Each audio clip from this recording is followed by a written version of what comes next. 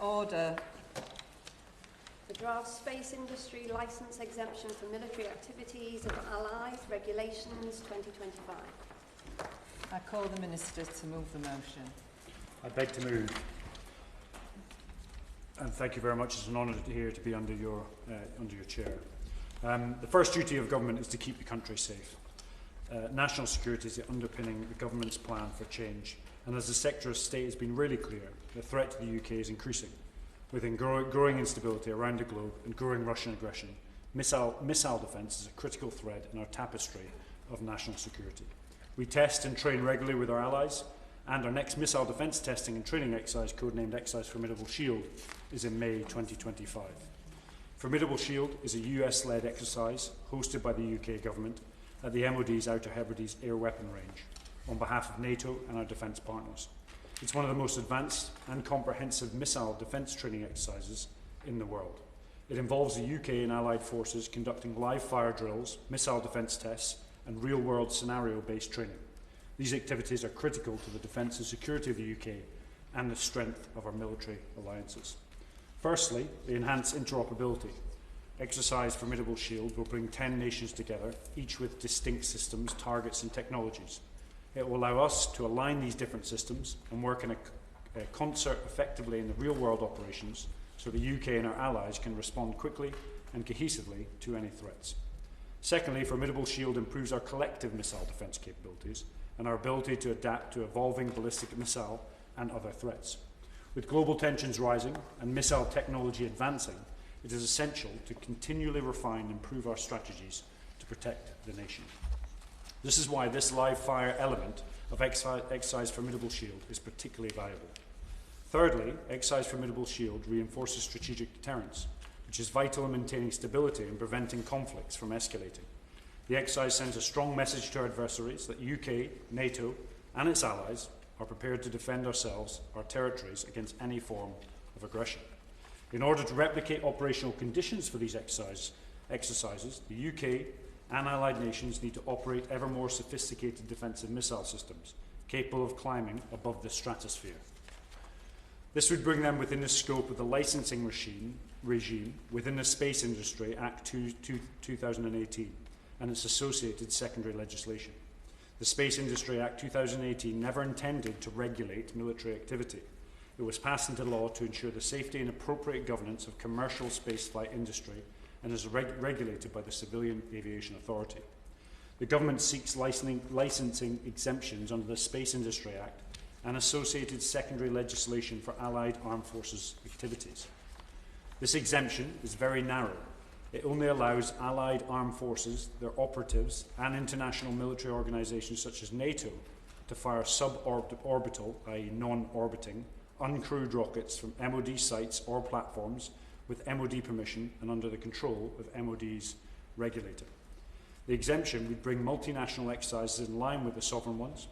Similar stratospheric tests conducted solely by the MOD are not affected by the Space Industry Act 2018 and its accompanying licensing regime, on the basis that as a matter of statutory interpretation, the Act does not bind the Crown.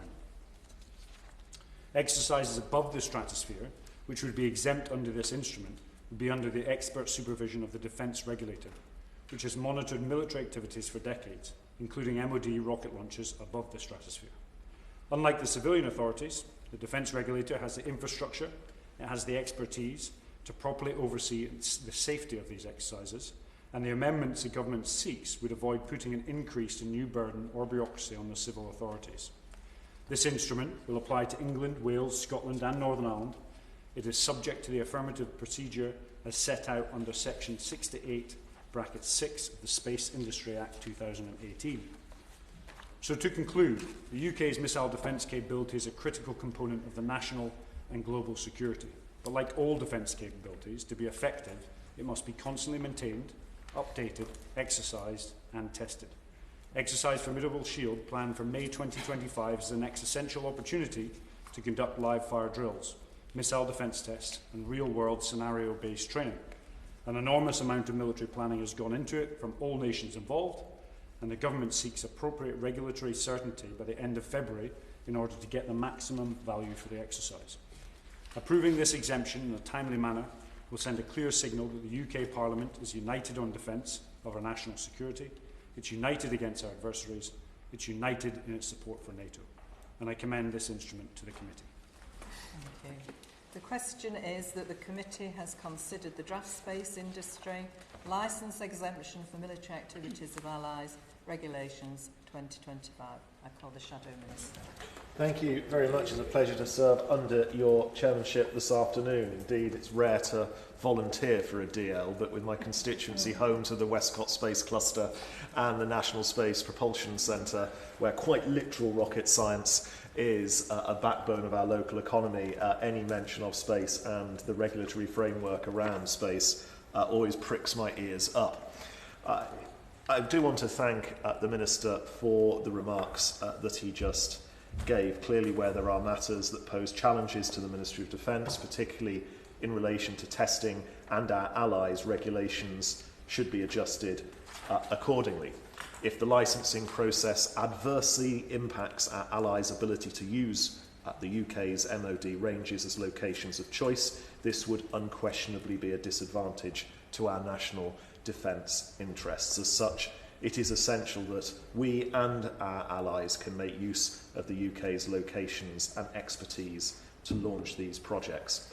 With the backing of the CAA on the matter of safety, it seems sensible for the government to introduce these regulations today, and I can therefore confirm that His Majesty's loyal opposition will not be seeking to divide the committee, and indeed we support the regulations that are laid in front of the committee. As the Minister said, we must remain as united as we possibly can be on all things national security and national defence. However, I would like to pose a couple of specific questions to the Minister regarding the longevity of these regulations.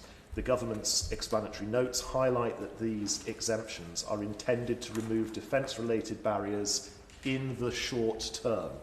And whilst it's welcome that these short-term barriers are being lifted, can I ask the Minister if he's aware of any work being undertaken to resolve some of the issues more permanently and to provide a long-term solution?